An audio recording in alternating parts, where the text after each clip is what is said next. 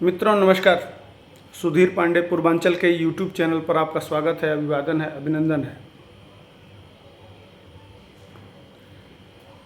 नीतीश कुमार जी, तेजस्वी यादव, सभी लोग यह कह रहे हैं कि जाति जनगणना का काम पूरा हो गया है। ये पता चला है कि जाति जनगणना हो चुका है। अपने ही लोगों को सुप्रीम कोर्ट तक भेज के सुप्रीम कोर्ट में पिटीशन दाखिल कराएं और सुप्रीम कोर्ट चूंकि केंद्र से मांगेगा कि जाति जनगणना का अधिकार किसको है, कौन करा सकता है। सुप्रीम कोर्ट में केंद्र सरकार के एक वकील होते हैं जिनको सॉलिसिटर जनरल कहा जाता है। हर भारत सरकार के मामले में वह अपना पक्ष रखते हैं। कल उन्होंने सुप्रीम कोर्ट में पक्ष रखा कि जनगणना कराने का अधिकार सिर्फ भारत सरकार को है। यह संघ की सूची में वर्णित है। इस आधार पर जनगणना कराने का अधिकार भारत सरकार को है। लेकिन हाँ, अगर कोई स्टेट सर्वे कराना चाहता है तो वह सर्वे करा सकता है।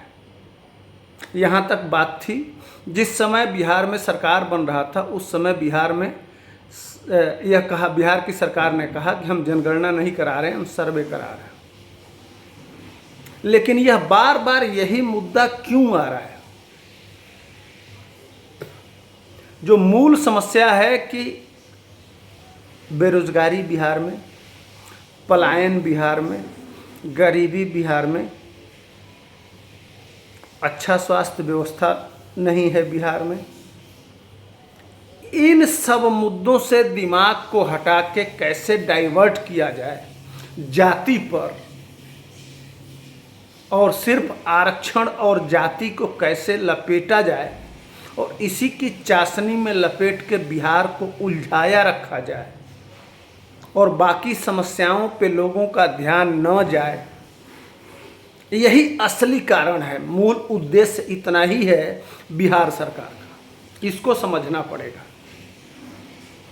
इसलिए कि नीतीश कुमार लगातार लगभग 20 साल से हैं। उसके पहले लालू यादव, तेजस्वी यादव के पिताजी मुख्यमंत्री थे। अब इन लोगों ने बाकी जो, मैं नीतीश कुमार की जाति को भी ले लेता हूं और लालू यादव की जाति को भी ले लेता हूं, इसमें कुछ लोगों को इनकी सरकारों में व्यक्तिगत लाभ, समूह का लाभ नहीं, व्यक्तिगत लाभ किसी किसी को मिला होगा।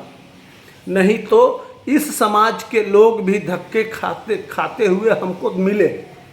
जैसे मेरे बगल में ही एक मंडी है, वहाँ हम गए तो कम से कम 10 यादव ऐसे मिले जो पोलदारी का काम करते थे। डेली 800 से 900 रुपया कमा लेते हैं और उसमें से 500 रुपया घर के लिए भेज देते हैं और 300 रुपये से अपनी रोजी रोटी कमाते हैं, चलाते हैं यहाँ।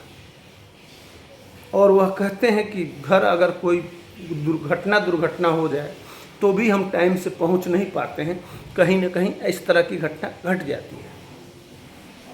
वही हाल लगभग नीतीश कुमार के समाज का भी है। तो यह नहीं कहा जा सकता कि यह अपने जाति के लिए भी कर रहे हैं।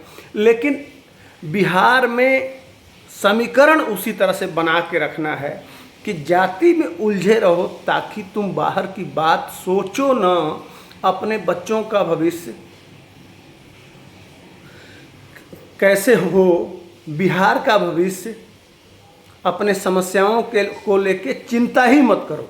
इसी में उलझो रहो कि सारा, जब हम जाति की बात करते हैं तो जाति में सब ये किसी पे थोपना आसान हो जाएगा। वह जिम्मेदारी लालू यादव अपने ऊपर नहीं लेना चाहते हैं, नीतीश कुमार अपने ऊपर नहीं लेना चाहते हैं, शासन अपने ऊपर लेना नहीं चाहता है। इसको टोपी पहना बहुत आसान हो जाएगा कि अरे यार ये बड़का लोग छोटका लोगों का शोषण करके और ख़त्म कर दिए, ये कहना आसान हो जाएगा। देखिएगा इसी तरह से, और उसमें बड़का छोटका करने में क्या बात हो जाएगा, भारत सरकार, संघ के लोग, मोदी, ये बड़का लोग हो गए और ये लोग छोटका हो गए। अब समझिए इस चीज़ को। संघ से निकले हुए अटल बिहारी वाजपेयी के पास 4 जोड़ी कपड़े थे। नरेंद्र मोदी जो भारत के प्रधानमंत्री है, उनकी कुल संपत्ति 2 करोड़ भी नहीं है, जो मुख्यमंत्री रह के और आज के डेट में प्रधानमंत्री हैं। लेकिन शोषण कौन किया? भारतीय जनता पार्टी, संघ के लोग। और ईमानदार और सबकी भलाई कौन किया?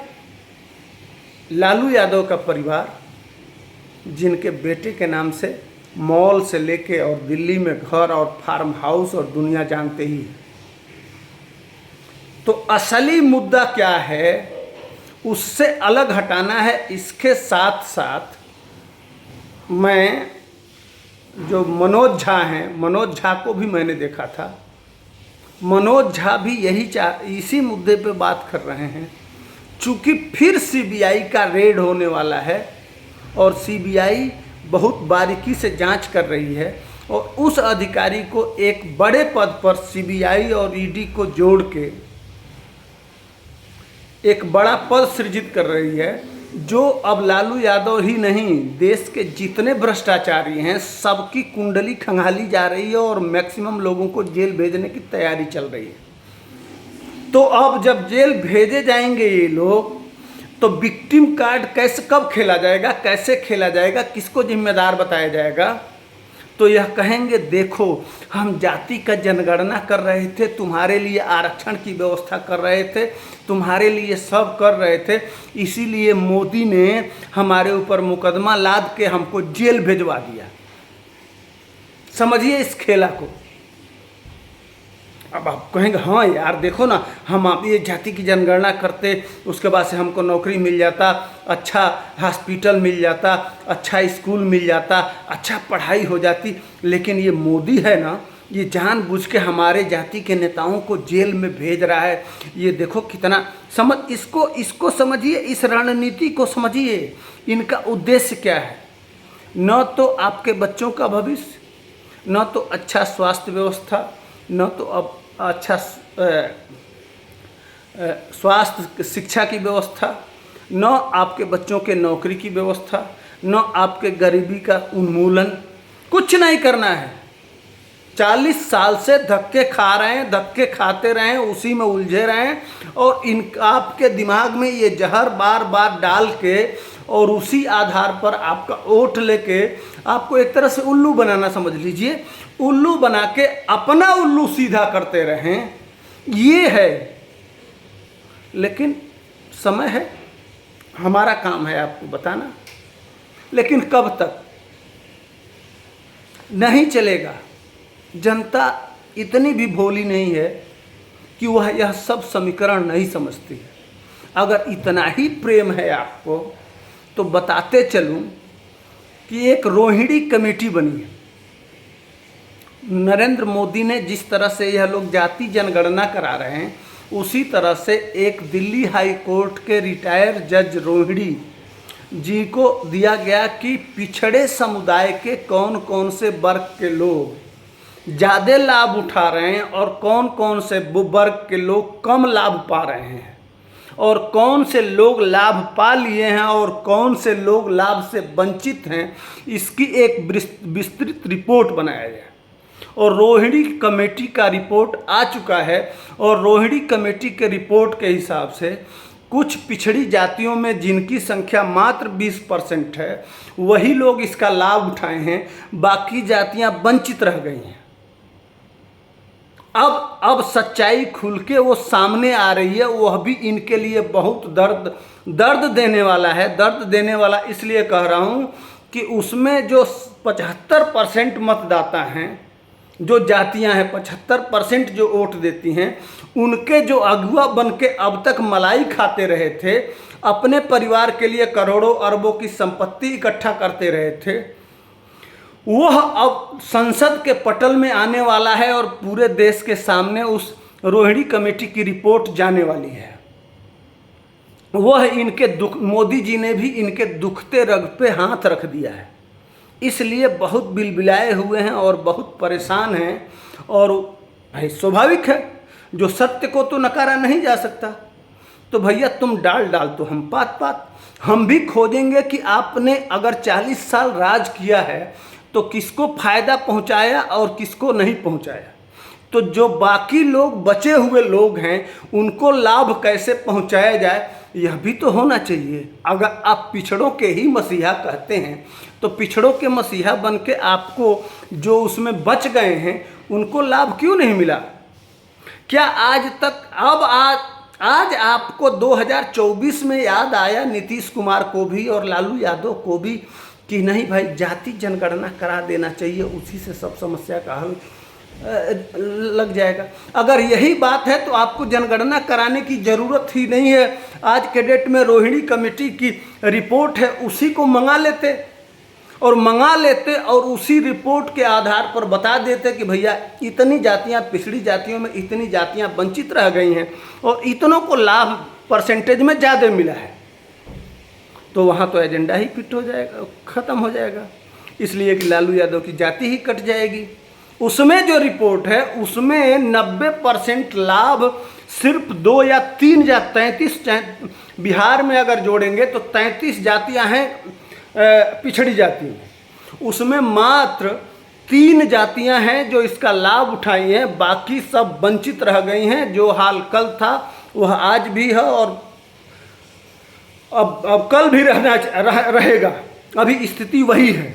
तो इस आधार पर अब घबराए हुए लोग रोहिणी कमेटी का रिपोर्ट नहीं लागू करेंगे, लेकिन यह चाह रहे हैं कि किसी तरह से हम जाति के नाम पे अपना रोटी सेंकते रहें। लेकिन सरकार भी पीछे नहीं है। सुप्रीम कोर्ट से भी में रोहिणी कमेटी की रिपोर्ट मंगाने का पिटीशन दाखिल होने जा रहा है। सूत्रों के हवाले से मैं कह रहा हूं। तो आने वाले दिनों में आप देखिएगा कि लालू यादव और नीतीश कुमार को जवाब देना भारी पड़ जाएगा। जब सवाल पूछा जाएगा रोहिणी कमेटी की रिपोर्ट के बारे में, जब इनसे सवाल करने लगा जाएगा।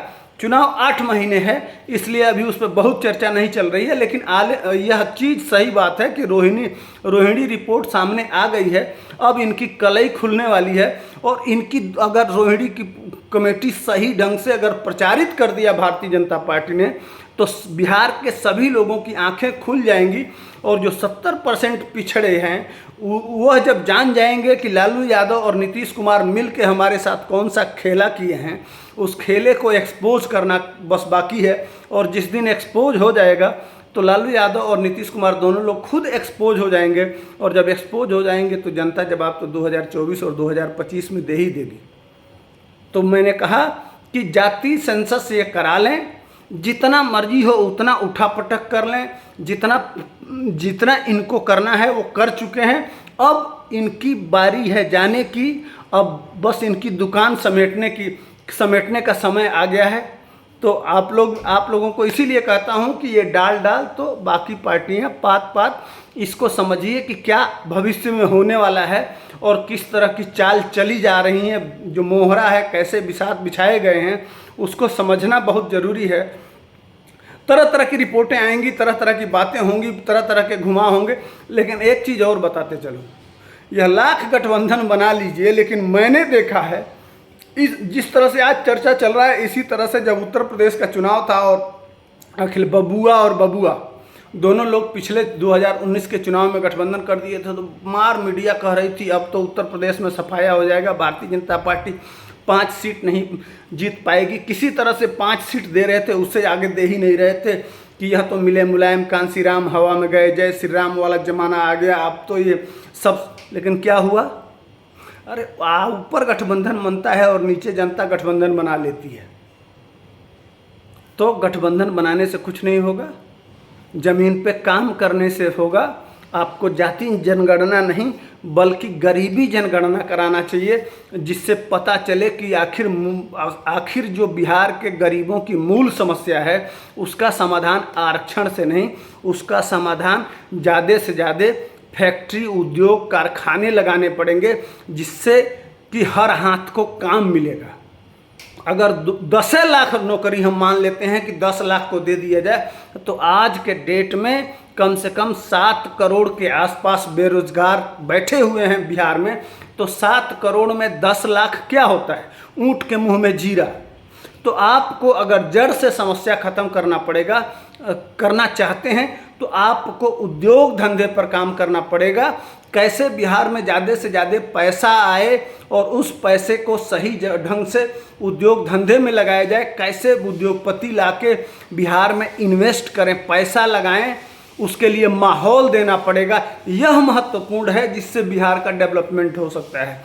लेकिन आपको इस पर तो सोचना नहीं है, और नहीं सोचेंगे तो जनता सोचेगी, और जनता सोचती है तो उसका रिजल्ट क्या होता है वह तो 2024 में और 2025 में पता न चल जाएगा। जय हिंद। लाइक शेयर सब्सक्राइब करते रहिए।